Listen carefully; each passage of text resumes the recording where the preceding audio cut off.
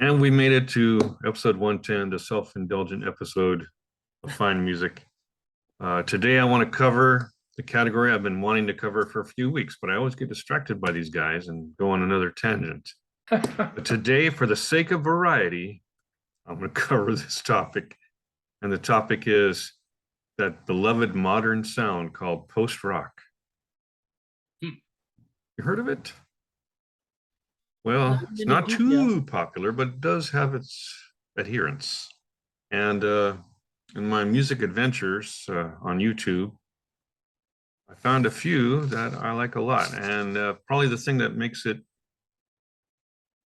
good for someone of a certain age is that these are guitar-based bands. They're guitar-oriented, and they are really strictly pretty much instrumental. So if you like psychedelic guitar, spacing out, getting lost in the juice, this is the music for you, post-rock. Some of it is like that Seattle sound where Sub Pop had the music that would go real gentle and then get really loud and get really gentle again. But the ones I tend to favor are the ones that have a vibe that carries through the song as far as the song will go. And some of these artists take it very far and some don't. These are just my new finds. There's others I can think of, but I probably talked about them in episodes past. So these are just post-rock bands that deserve more attention. One is getting a lot of attention, and that's a band called Birth. And they're getting this attention because their post-rock borders on prog. So like the prog camp is latching on because, oh yeah, this sounds like prog. But it's really post-rock because it's psychedelic. And their first album is called Born, came out in 2022. And they just have a myriad of influences. You can find everything from the obvious Pink Floyd influence to Santana, even Genesis. There's a lot going on in Bert's album. It's really being welcomed by the prog community. So here's another album or artist that is not being welcomed by just about anybody, and they're called Demanio, or Demanio. And their only album is called Black Dawn, came out in 2022. And for me, in my notes, I said it sounds like Robin Trower meets Black Sabbath. Oh, nice. Instrumentally. Strictly instrumental. So it's a very intense album. Is he going Short off the too. rails of a crazy train? Sorry? Is he going off the rails on a crazy train? No singing here. Oh, No singing here. It's strictly the instrumental sound, right?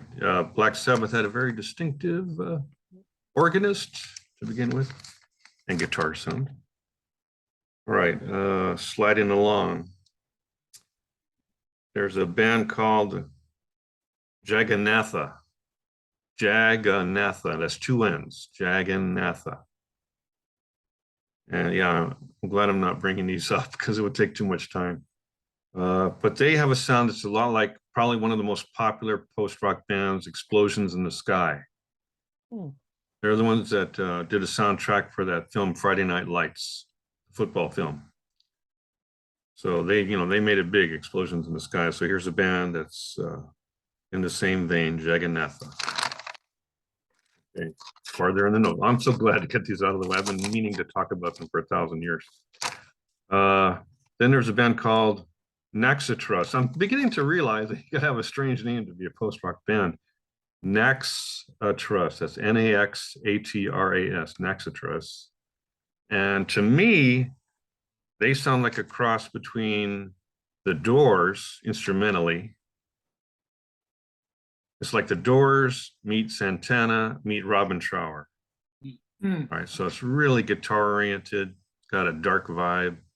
So if you like that, you're gonna like Naxatras. And they've been around since 2018. Woo, long old timers.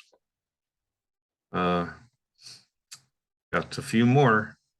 There's a band. This band goes way back to 2015. They're called Space Invaders. After the video game, I don't know. But they're another band that takes on the explosions in the sky sound, which is when you're starting off mellow and then it gets really intense. That's the explosions in the sky trademark. All right, let's end at page 1, now page 2, only 2 pages, so I hope this is bearable. This one really intrigues me. It's a band called Himiko Cloud. And it's an couple American guys. With a band named Himiko Cloud, you would think maybe not American, but that album came out in 2021. How do you spell that? Himiko is Himiko. Oh, okay. Himiko Cloud. And hopefully they'll come up with another one soon. It was such a short album. When I mean short, these short albums are under 30 minutes, heading toward 20 minutes, because you can put out anything of any length nowadays and put it on Bandcamp or wherever, right? I think Demanio only has 3 songs on their album. Okay. Who's left? Oh, yeah. Back page. Anybody? I think when it comes to post-rock, I think I covered it. What I've been finding lately. Those are the ones I found lately. Check one more time. I made a separate list. So I wouldn't forget anybody. I did forget somebody because they're a little too old for my new list, but there's someone worth mentioning, and that is a band that really, their shortest song is 20 minutes long. Their shortest song, and they got songs up to 40 minutes. They're called Electric Octopus. Oh, nice.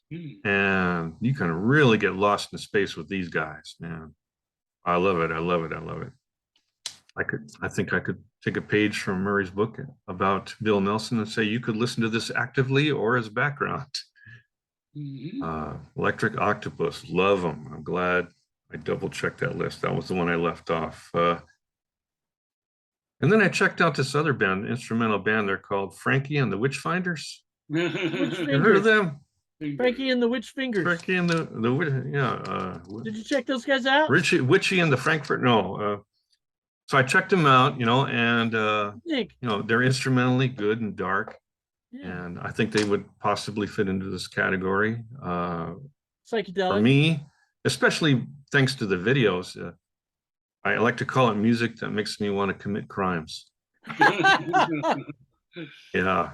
Yeah, and that makes me think of another post-rock group that is not as serious as Frankie and the Witchfinders. They're called Black Moth Super Rainbow. Black Moth Super Rainbow has almost as disturbing videos, except they let you in on the joke, but to a point they're disturbing. So they're fun to watch, and the music is kind of that. It could be background as well, but it's got a groove. It's got a bit of a beat to it. Lots of good guitar. And so I put Frankie and the Witchfinders as the band that takes it to the next level. They take it to the next level with both their music being darker and the videos being darker too. Well, so I just had to let you know that. I gave them a listen and enjoyed it. Yeah, good. Okay, so that's post-rock. It's strictly modern stuff, right? From the last 5 years or so. Some of the trailblazers like Explosion in the Sky go back even farther, maybe 10 years. And new stuff. Thought that'd be a good counterbalance to Bebopalula. One of John Lennon's favorite songs, right? Shamalama Ding Dong. John never did that one. I don't think he did. Yeah, but all right. So that's post-rock. Thanks for enduring, and so glad I didn't use the media player like I usually do, or this would have been another 30-minute episode. We don't want to do that because then I'm left putting this up on YouTube. Okay, 110 in the can. Enough said.